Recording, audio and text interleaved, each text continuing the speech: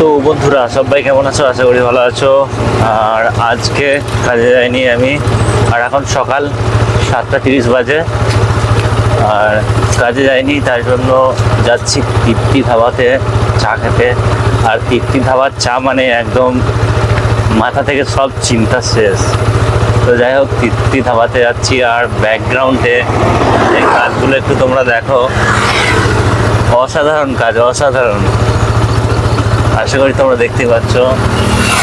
তো সামনে তৃপ্তি ধাবা চলে এসছে, ওই তার বেশি দূর নেই, আর 200 মিটার এরকম আছে। আর এখন তৃপ্তি ধাবায় চাটা খাবো। চাটা খেয়ে একটু কুসুমগ্রাম বাজারে যাব। বাজারে গিয়ে একটু চিকেন নিতে হবে। তারপর সারাদিনটা আমি কি করছি না করছি, আজকের দিনটা বিশেষ করে ফুল একটা ব্লগ হয়ে যাবে। আর যেদিনকে আমি কাজ ছুটি পাই সেদিনকেই ব্লগ বানাই। আর কাজ না ছুটি পেলে টাইমটা হয় না, তাই সপ্তাহে একটা কি 10 দিন পর একটা এরকম ব্লগ আসছে। তো যাই হোক, তোমরা ইউটিউবে আমাকে অনেক সাপোর্ট করছো, তোমাদেরকে অসংখ্য ধন্যবাদ। ফেসবুকে অনেক সাপোর্ট করছো, এইভাবে পাশে থাকো, সাপোর্ট করো, ব্যাস আর কিছুই না। তো চলো বন্ধুরা, তৃপ্তি ধাবায় চাটা কীরকম দেয় সেটা তোমাদের সঙ্গে আমি শেয়ার করছি।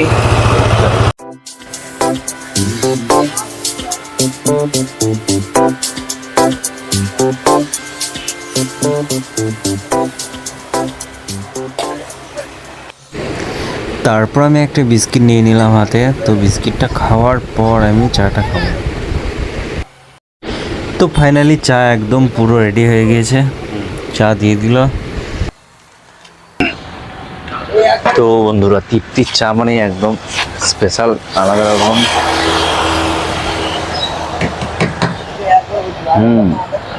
দুর্দান্ত খেতে।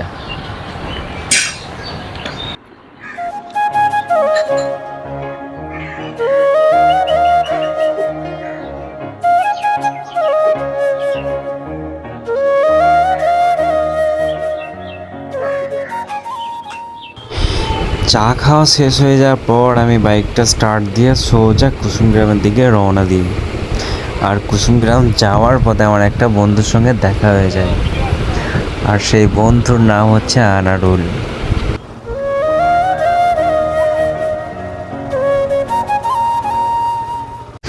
তারপর আমাদের বাজারে এসে আদা আর টমেটো নিয়ে যেতে মা ফোন করেছিল, তাই আদা আর টমেটো নিয়ে সোজা আমি বাড়ি চলে যাই। তো এখন সবাই অবাক হয়ে যাচ্ছ যে হুট করে আমি মাঠের মধ্যে কী করে এলাম।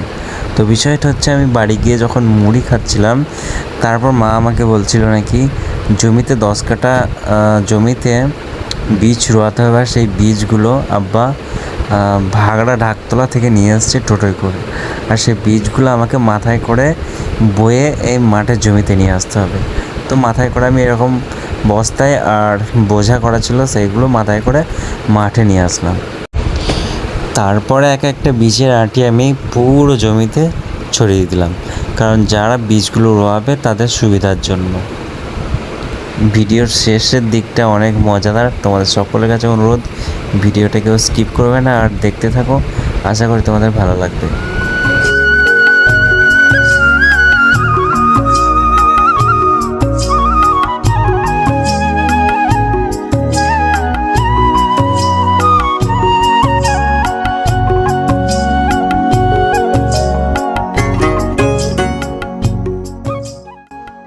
তো বন্ধুরা, যাই হোক, মাঠের জমিতে এরকম কাজ করে শান্তি আলাদা, অনেক শান্তি লাগছে, অনেক ভালো লাগছে। বীজগুলো সব ছড়ালাম আমি, আর লোক আসবে কিছুক্ষণ পর, তারা এসে বীজগুলো রোপণ করবে। এই একটা জমি, এটা 8 কাঠা, আর ওইখানে একটা জমি আছে, ওটা 2 কাঠা। তো যাই হোক, আর জমিগুলো আমাদের নিজের না, নিজের জমি কেনার মতো ক্ষমতা এই মুহূর্তে নেই। অন্যের জমি আমরা চাষ করছি, তাদেরকে কিছু ধান দিয়ে দেবো। তো যাই হোক, সকালে একটু দোয়া করবে, আশীর্বাদ করবে যেন জমির ধান ভালো হয়, আল্লাহ যেন ভালো ধান দেয়। তো এই দিকটা বাকি আছে এখনো বীজগুলো ছড়াতে, এই বীজের আঁটিগুলো ছড়াতে। তো এইগুলো ছড়িয়ে দেবো, দেওয়ার পর আমি এখান থেকে চলে যাব। দেখি কখন লোক আসে, যখন লোক আসবে তখন তোমাদের একটু দেখাবো। তো যাই হোক বন্ধুরা, তোমাদের সঙ্গে কথা বলতে বলতে প্রায় আমার এই বস্তার বীজ ধানগুলো প্রায় খালি হয়ে গেল। এখানে ঢেলে নিই, তারপর ছড়িয়ে দেবো। এই দেখো অনেক আছে, এগুলো সব এরকম ছড়িয়ে দিতে বললো আব্বা। যাই হোক এরকম ছড়িয়ে দিই, তাহলে যারা কাজ করবে তাদের সুবিধা হবে। আরেকটা কথা বলতে কি, তোমরা যদি এইভাবে সাপোর্ট করে থাকো, এইভাবে ভালোবাসা দাও এই ছোট্ট ভাইটাকে বা দাদাটাকে, তাহলে একদিন ইনশাল্লাহ এরকম জমি আমাদের নিজেদেরই হয়ে যাবে। তো যাই হোক, তোমাদের সাপোর্ট ভালোবাসা অবশ্যই প্রয়োজন।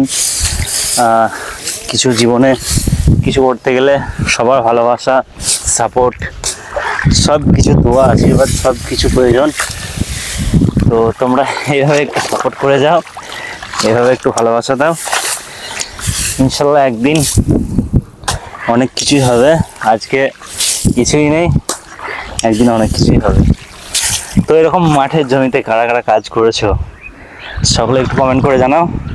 আর আমার তো বেশ ভালো লাগছে, আজ মনে হচ্ছে না যে এই মাঠ থেকে যাই।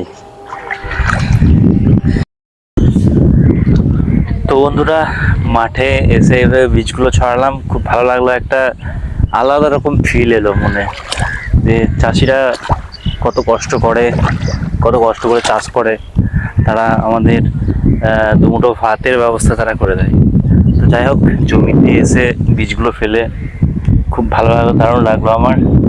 বাড়িতে বসে মুড়ি খাচ্ছিলাম, তো তারপর আব্বা এসে বললো বীজগুলো জমিতে নিয়ে যেতে হবে।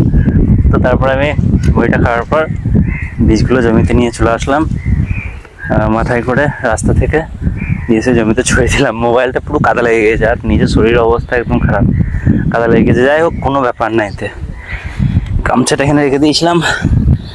আর সত্যি বলতে মাঠে বিশেষ করে ধান কাটার সময় কাজ করে বা ধান রোপণ করার সময় কাজ করে মাঠে ভাত খেতে দারুণ লাগে। আর সেটা আবার পান্তা ভাত, যাকে বলা হয় ভিজে ভাত, দুর্দান্ত লাগে। যাই হোক, কাছেই বাড়ি, ওই কারণে বাড়ি থেকে খেয়ে দিয়ে আসলাম।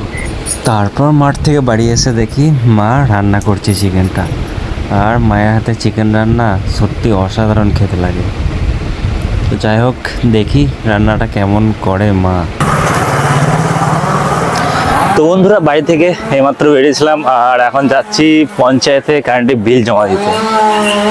কারেন্টের বিলটা জমা দিয়ে এসে ক্লাবে এসে গেম খেলবো। কারেন্টে বিল দিয়ে আসার পর বাইকটা অনেক নোংরা হয়েছিল, তাই বাইকটা একটু পরিষ্কার করার কাজে লেগে যায়।